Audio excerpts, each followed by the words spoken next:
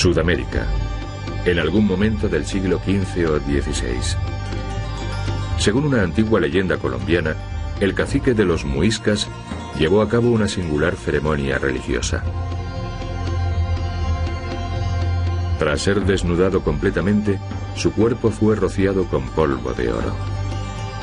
A continuación, acompañado por sacerdotes y miembros destacados de la tribu, fue conducido al centro de un lago a bordo de una balsa. Durante su travesía, fue arrojando gemas y piezas de oro por la borda. Y por último, tomó un baño ritual en el lago. Los miembros de su tribu lo aclamaban y enaltecían desde la orilla. Aquel ritual originó el mito de El Dorado, la leyenda del hombre de oro. Siglos más tarde, esta historia desencadenó la locura de innumerables aventureros y mercenarios que partieron en pos de aquella tierra ignota donde el oro abundaba más que el agua. Cegados por la codicia, perpetraron auténticas masacres y arrasaron ciudades enteras. Nada podía detenerlos en su búsqueda de la perdida ciudad de oro llamada El Dorado.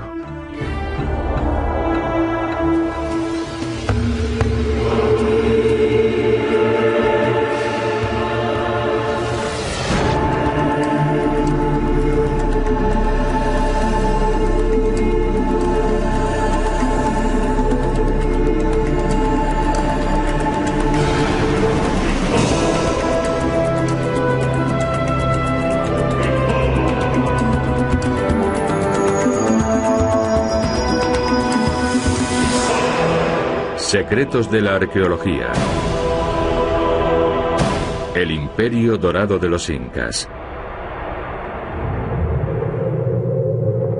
Oro, el símbolo supremo de la riqueza. Ya en el antiguo Egipto, los artistas que trabajaban para los faraones empleaban este metal precioso para realizar obras maestras, como la celebérrima máscara mortuoria de Tutankamón. Los romanos sentían pasión por el dorado metal. Después de una conquista, sus legiones regresaban a Roma con todo el botín en oro que fuesen capaces de transportar. Al final del gobierno del emperador Augusto, en el año 14 a.C., las reservas de oro del Imperio Romano ascendían a 14.000 toneladas. Hacia el año 1500 de nuestra era, la avidez de oro cobró un cariz violento en muchas naciones europeas. España envió nutridos ejércitos que cruzaron el mar y recorrieron América del Sur y Central en busca de oro y tesoros. La táctica militar de los conquistadores españoles era tan implacable que casi nunca hacían prisioneros. En ocasiones, algún artista o escritor participaba en la expedición para dejar constancia de tan trágicos acontecimientos. Transcurridos tan solo unos años, las tropas españolas capitaneadas por Francisco Pizarro borraron de la faz de la tierra culturas enteras como la inca.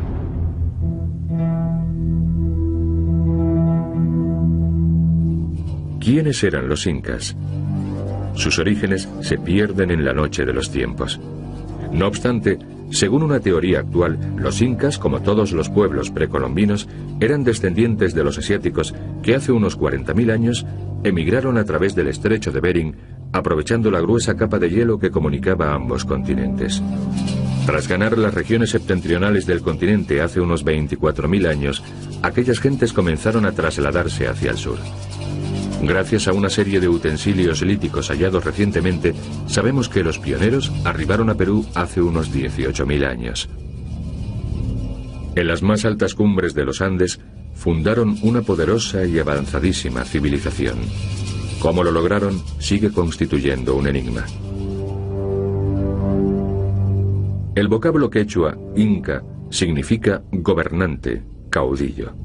Sin embargo, originalmente debió de ser el gentilicio de una tribu que habitaba los aledaños del Titicaca, un lago enclavado entre las modernas naciones de Perú y Bolivia, que por aquel entonces se consideraba sagrado.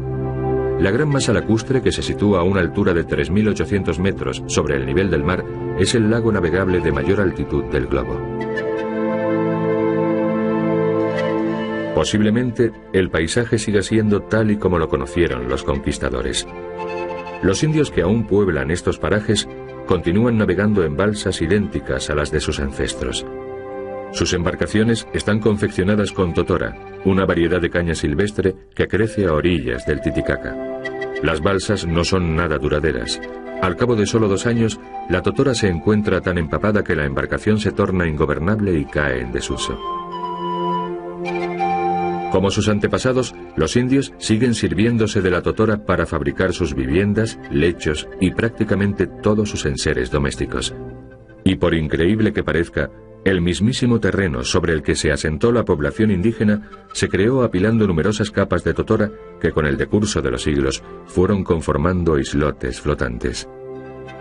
Al decir de algunos arqueólogos, desde poblados como este los indios emprendieron su migración hacia el norte, donde erigieron Cuzco, la capital del Imperio Inca, hacia el año 1100 de nuestra era. 4 centurias después, el territorio inca englobaba la mayor parte de Chile y Argentina, la totalidad de Bolivia, Perú y Ecuador y parte de Colombia.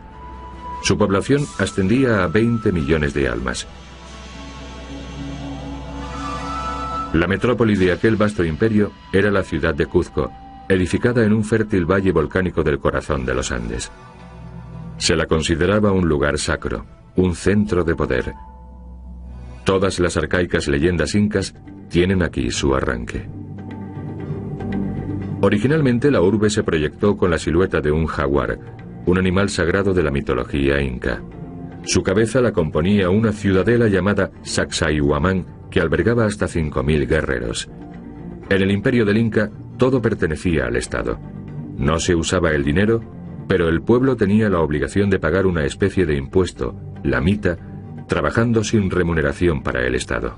Merced a este trabajo, los incas lograron levantar grandiosas fortalezas como la de Sacsayhuamán. Pese a los numerosos derrumbes, la gran magnitud y la vastedad de la alcazaba aún resultan claramente perceptibles. Los ciclópeos sillares empleados en su construcción alcanzan un peso de hasta 100 toneladas. Y la primera de las 3 sucesivas murallas que protegen la ciudadela tiene un perímetro de 600 metros. ¿Cómo pudo una cultura que ni tan siquiera conocía la rueda o el carro llevar a cabo tales hazañas de ingeniería? Antes de su llegada, en estas colinas no había absolutamente nada. Tan solo eran tierras de cultivo. Con lo que sí contaban era con 20.000 hombres, 20.000 hombres reclutados por los funcionarios regios que prestaban gustosos sus servicios al Sapa Inca, el único Inca, ya que las cosechas se distribuían equitativamente entre el pueblo. Esta civilización no solo era capaz de acometer la edificación de fortísimas ciudadelas, sino también de ambiciosas obras de ingeniería hidráulica, como los renombrados baños de Tambomachay, construidos cerca de Cuzco. Según la leyenda, esta agua era sagrada, de modo que se reservaba exclusivamente para las ceremonias de purificación del soberano, que practicaba una ablución ritual antes de rendir culto al dios Sol. Según todas las fuentes, los incas vivieron en paz durante siglos. Mas en 1535 irrumpieron los soldados españoles. Inicialmente la belleza de estos parajes debió de subyugarlos. Sin embargo, su codicia de oro y riquezas los impelió al saqueo y la masacre de la población nativa. Cuzco fue despojada de sus tesoros. Los templos fueron derruidos y sus piedras se utilizaron para erigir la colonia española. Se podría afirmar que Cuzco es una ciudad tan solo parcialmente colonial. La base de los actuales edificios, con sus sillares cuadrangulares típicamente pulimentados y trabados entre sí, data de los tiempos de los incas. Los españoles trataron de levantar sus edificaciones sobre el arranque de sus muros. Sin embargo, las estructuras arquitectónicas pronto se derrumbaron a causa de los reiterados seísmos. No sucedió lo mismo con los muros ciclópeos construidos por los incas, que habían sido alzados teniendo en cuenta las destructivas fuerzas de la naturaleza. La iglesia y convento de Santo Domingo son buenos ejemplos de cuanto sucedió aquí.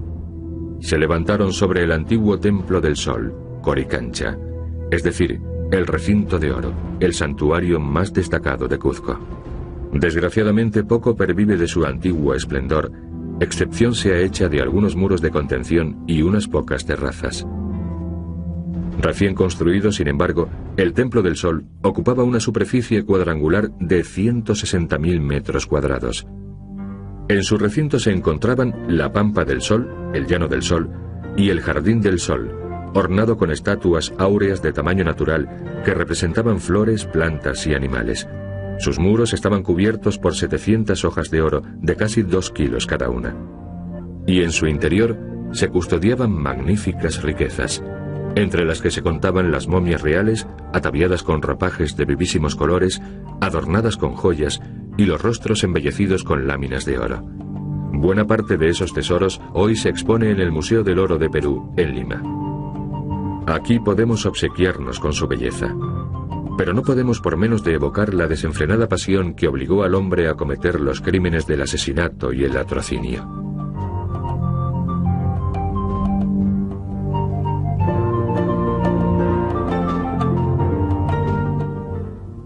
En el museo se exhibe un sinnúmero de alhajas de la cultura inca, como esta prenda ceremonial confeccionada con 13.000 placas de oro y artefactos procedentes de otras naciones dominadas por el imperio inca.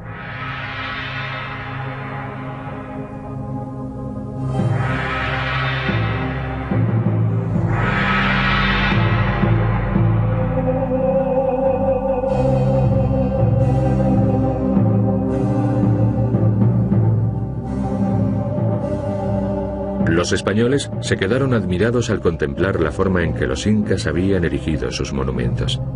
Aún hoy podemos hacernos una idea de las habilidades constructivas del pueblo inca admirando la célebre piedra de los 12 ángulos. Los sillares de diversas formas se encuentran encajados entre sí sin emplear cal ni argamasa alguna. Están colocados con tal precisión que resulta imposible introducir entre ellos la hoja de un cuchillo. He aquí la imagen que debía de ofrecer el Templo del Sol. Ahora podemos comprender la estupefacción de los conquistadores españoles al descubrir uno de los lugares más sagrados del imperio inca. Un complejo atestado de estatuas de oro y obras de arte de las que cualquier museo se sentiría orgulloso. Sin embargo, en lugar de preservar aquellos hermosos artefactos, buena parte de los más magníficos tesoros de la humanidad se perdió irremediablemente.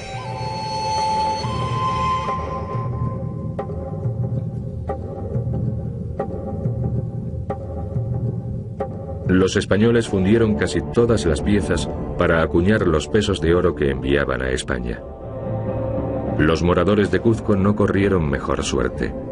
Se trataba de indefensos agricultores y obreros de la construcción, sin preparación alguna para encararse con un enemigo tan cruel como los conquistadores.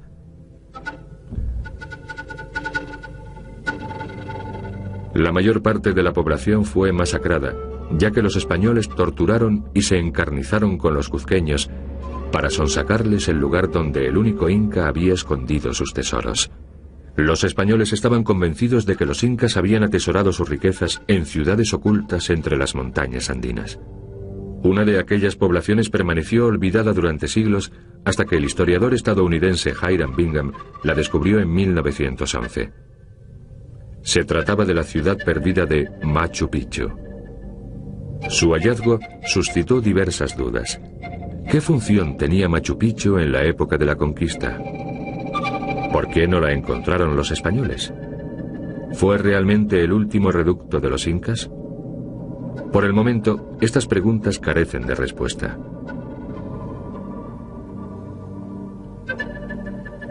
Según ciertos arqueólogos, Machu Picchu fue un puesto avanzado y fortificado construido para evitar que las naciones hostiles penetrasen por el valle sagrado de Cuzco y cayesen sobre la capital.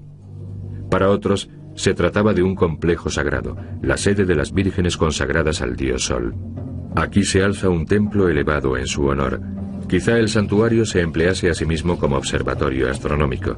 No podría estar más próximo al cielo. Aún hoy se puede contemplar la Intihuatana, el lugar donde se amarra el sol, una especie de reloj de sol. Se cree que los españoles jamás llegaron a este paraje. Pero ¿cómo es posible que no hallasen una ciudad tan sumamente extensa? Hay arqueólogos que opinan que se encontraba tan bien oculta y era tan antigua que incluso los incas que poblaban sus contornos durante la conquista española ignoraban su existencia. Es posible que Machu Picchu ya se encontrase abandonada y engullida por la selva en tiempos de los conquistadores.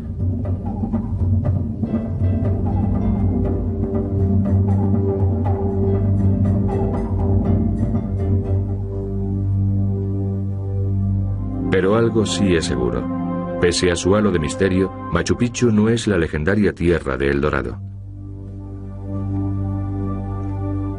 En ese caso, ¿dónde se hallaba El Dorado? El mítico Reino de Oro. La ciudad de muros forrados de oro y parques con árboles y flores de oro. La ciudad de los sueños de cualquier hombre, inconcebiblemente rica en alhajas y piedras preciosas. ¿Era el lugar a donde habían huido los incas con su oro al irrumpir los conquistadores? De ser así, tendrían que haber abandonado el país. En tal caso, el mito de El Dorado no guarda relación alguna con Perú. Para rastrear sus auténticos orígenes, debemos dirigirnos hacia el norte, a Colombia, ya que de allí procede el mito de El Hombre de Oro. La leyenda está vinculada a una ceremonia que tuvo lugar en el lago de Guatavita, situado a 50 kilómetros a oriente de Bogotá, la actual capital de Colombia. Cuando los españoles supieron de la historia del rey cubierto de polvo de oro y joyas, que arrojaba piezas de oro al fondo del lago, supusieron que el lecho lacustre debía de estar alfombrado de tesoros acumulados a lo largo de los años. Los científicos trataron durante mucho tiempo de determinar el origen tanto del mito como del ritual. Y en 1954, un equipo de arqueólogos colombianos ofreció una explicación aparentemente plausible. Sus investigaciones concluyeron que hace milenios, en una época en que el hombre ya habitaba la cordillera andina, un gran meteorito cayó de los cielos. Posiblemente los indígenas oyeron un estruendo ensordecedor y vieron hendiendo el cielo a la velocidad del rayo una masa dorada seguida por una estela de oro. Los testigos del fenómeno debieron de creer que algún poderosísimo dios había llegado a la tierra. Los arqueólogos opinan que seguramente el cacique de los muiscas se recubría con polvo de oro y tomaba un baño ritual en conmemoración de aquel acontecimiento. Sin embargo, el germen de la ceremonia no constituía el único enigma. En primer lugar, ¿dónde obtenían los muiscas las grandes cantidades de oro que tiraban al lago? Sabemos con toda certeza que solamente las tribus de la Tierra Caliente, las regiones tropicales calurosas y húmedas, explotaban riquísimas minas de oro.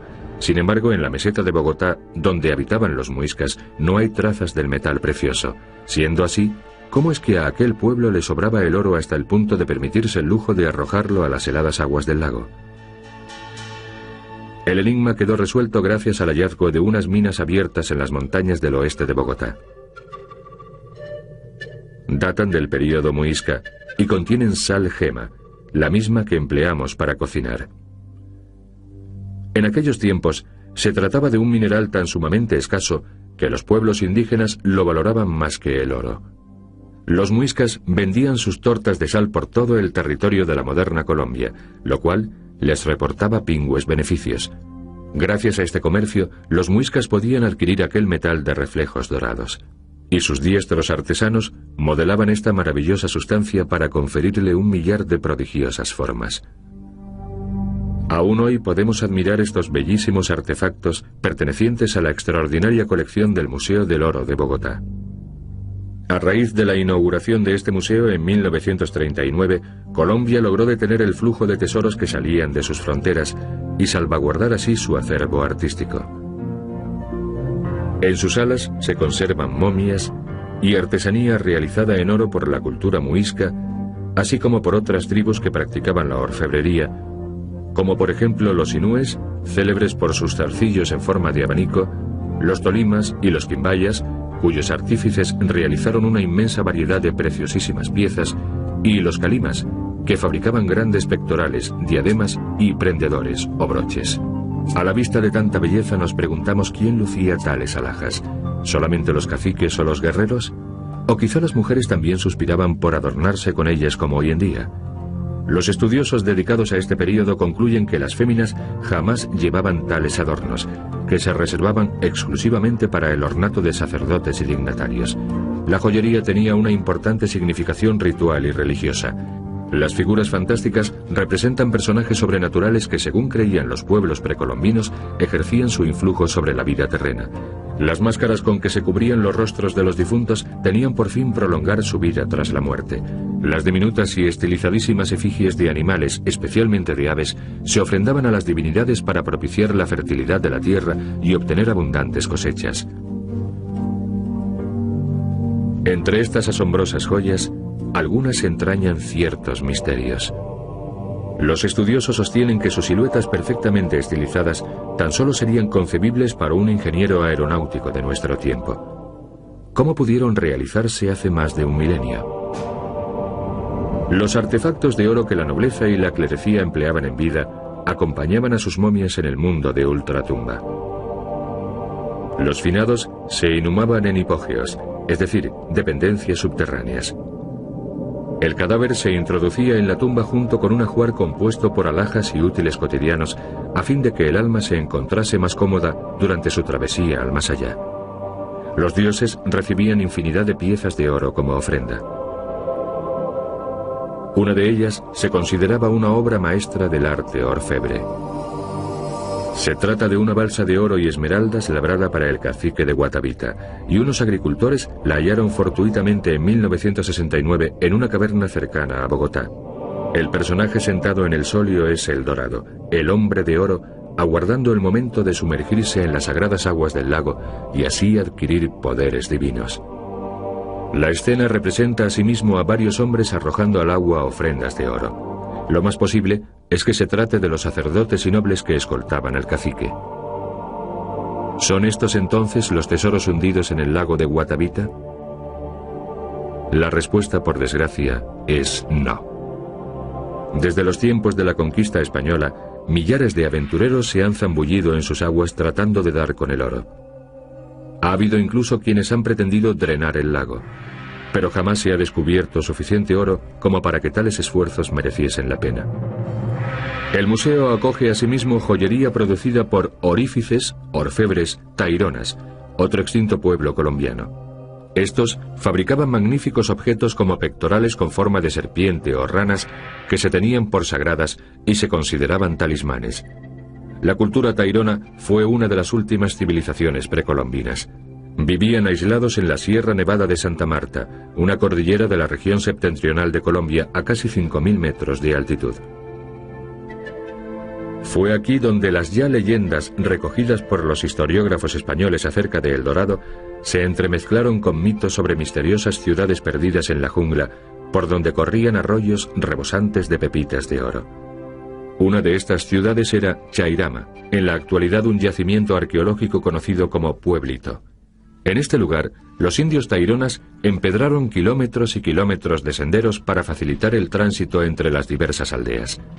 Pese a la existencia de tales caminos, los conquistadores experimentaron graves dificultades para arribar a las poblaciones ocultas entre la selva.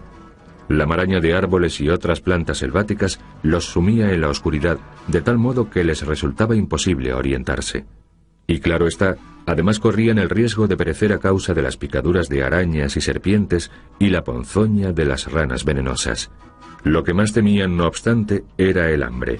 Cuando se quedaban sin víveres, se comían el cuero de las sillas de montar, y eso después de haber sacrificado las mulas. Pero el hambre de riquezas, de dar con el dorado, no cesaba de espolearlos. Jalonando una de las sendas que conducen a Pueblito, se encuentran unas grandes peñas sobre las que se observan singularísimos grabados. Los arqueólogos sospechan que se trataba de un paraje ritual donde se ofrecían sacrificios al dios Sol, la figura representada en este peñasco.